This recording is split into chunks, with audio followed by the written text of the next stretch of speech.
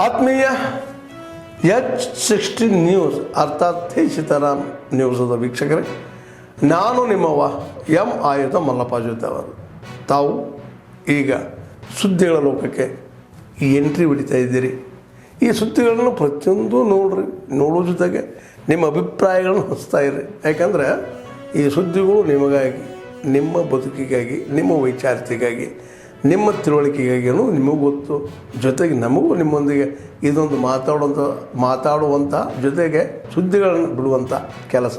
ಈ ಕೆಲಸದಲ್ಲಿ ನಾವು ನಿಮ್ಮೊಂದಿಗಿದ್ದೀವಿ ಅಂತ ಹೇಳ್ತಾ ನೋಡ್ತಾ ಇರಿ ಸುದ್ದಿಗಳನ್ನು. Motions moved the National Sports Governance Bill 2025 and the National Anti-Doping Amendment Bill 2025. Election commission के तर्ज पर ये नेशनल स्पोर्ट्स इलेक्शन पैनल रहेगी.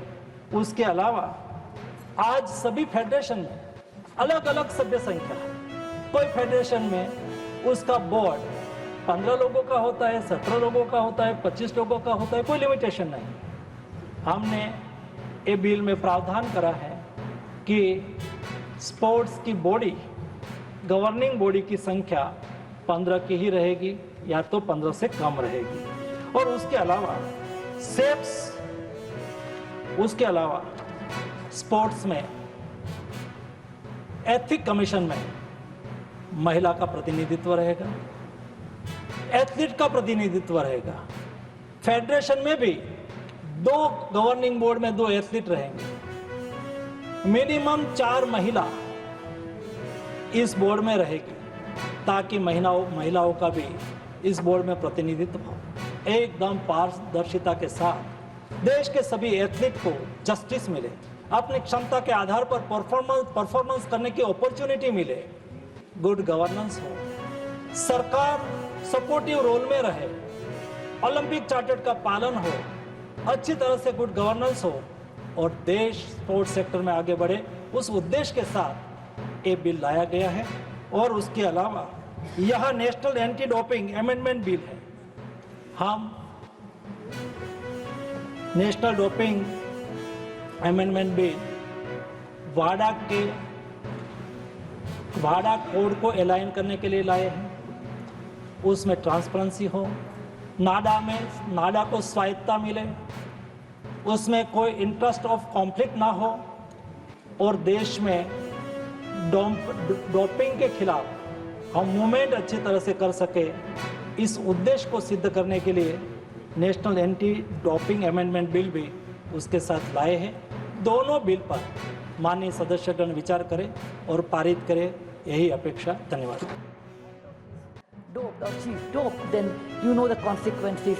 They will be barred from many months or years depending on that. At least they will not know this. So I require, along with this bill, we should have actually awareness program, particularly in rural area where our children are bright. And with Khelo India, they are getting a lot of facility to come up to the national level. But making aware of doping, which is a bad habit, and not knowing this, they may land up somewhere else.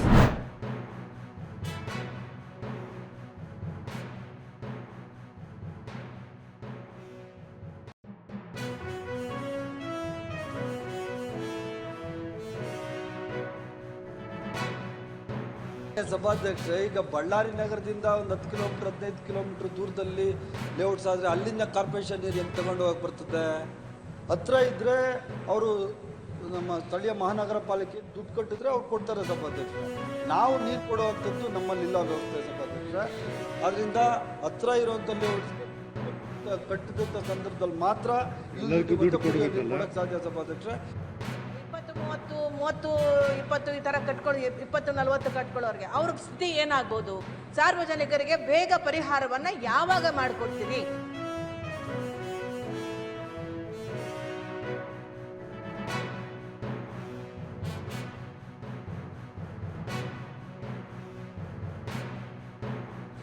ಇದು ಸಮಸ್ಯೆ supreme court ಆದೇಶ ಆಗಿದೆ recently. ಏನಂದ್ರು OC ಬೇಕೇ ಬೇಕಂತ, otherwise electricity bill ಮತ್ತು water ಆ ಥರ ಸುಮಾರು ಬೇಸಿಕ್ ನೀಡ್ ಕೊಡಬಾರ್ದು ಅಂತ ಆದೇಶ ಆಗಿದೆ. ಆ ಆದೇಶದಿಂದ ಇದು ಸಮಸ್ಯೆ ಆಗಿದೆ. ಅದರಿಂದ ಈ ಸದನಲ್ಲೇ ಇದು ಒಂದು ಬಿಲ್, ಮುನ್ಸಿಪಾಲಿಟಿ ಆ್ಯಕ್ಟ್ ತಿದ್ದುಪಡಿ ಮಾಡಲಿಕ್ಕೆ ಬಿಲ್ ಆಲ್ರೆಡಿ ಬಂದಿದೆ. ಮೋಸ್ಟ್ಲಿ ಈ ಸದನದಲ್ಲಿ ಇದು ಕ್ಲಿಯರೆನ್ಸ್ ಆಗ್ಬೋದು.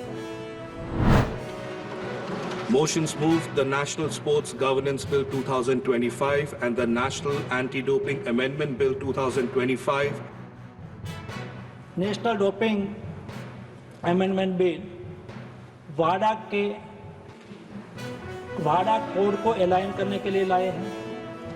उसमें ट्रांसपेरेंसी हो, नाडा को स्वायत्तता मिले, उसमें कोई इंटरेस्ट ऑफ कॉन्फ्लिक्ट ना हो और देश में डोपिंग के खिलाफ हम मूवमेंट अच्छी तरह से कर सके. इस उद्देश्य को सिद्ध करने के लिए national anti doping amendment bill भी उसके साथ लाए हैं. दोनों बिल पर माननीय सदस्यगण विचार करें और पारित करें, यही अपेक्षा. धन्यवाद. Doped or she is doped, then you know the consequences. They will be barred from many months or years depending on that. Athletes, they will not know this.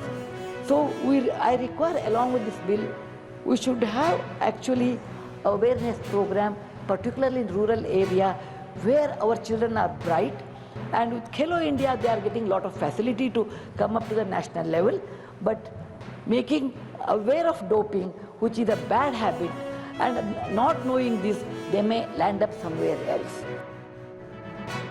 So, sir, the team of dedicated officers, I must appreciate the CBDT and also the Department of Revenue, who together did the drafting of the new bill, as I said, taking 75,000 person hours, with a team of dedicated officers.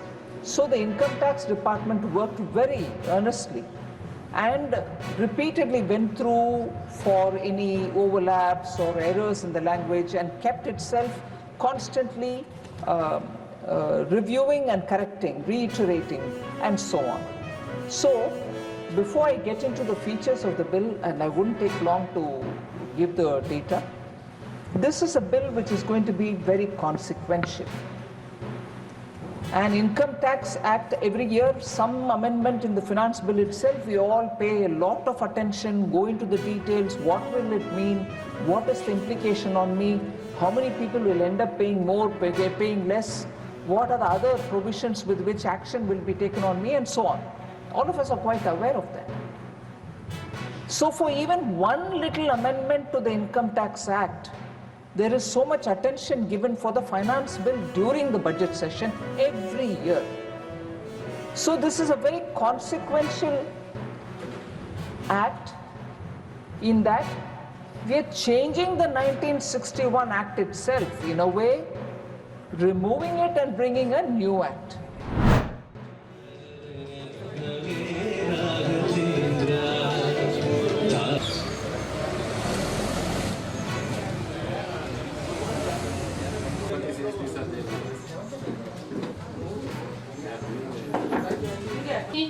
Parvati ಪರಶಿವನ ಪ್ರೇಮ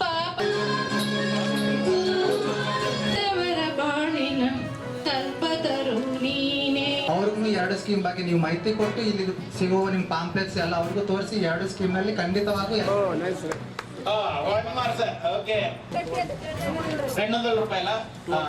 ಹಿಂಗೆ ಅವ್ರು ಉన్నారు less than 40 years. ನೀವು ಆ complaint ಎಲ್ಲೂ ಹೋಗಿ ಕೊಡ್ತೀರಾ? आपका कोई एक्शन ही नहीं हुआ, फिर किसके पास जाएंगे? Reserve bank of India regional director ಎಲ್ಲರೂ ಕೂಡ ಈ 2 ಸ್ಕೀಮ್ ನಲ್ಲಿ ಎನ್ರೋಲ್ ಮಾಡಿಕೊಂಡು ಫಾರ್ಮ್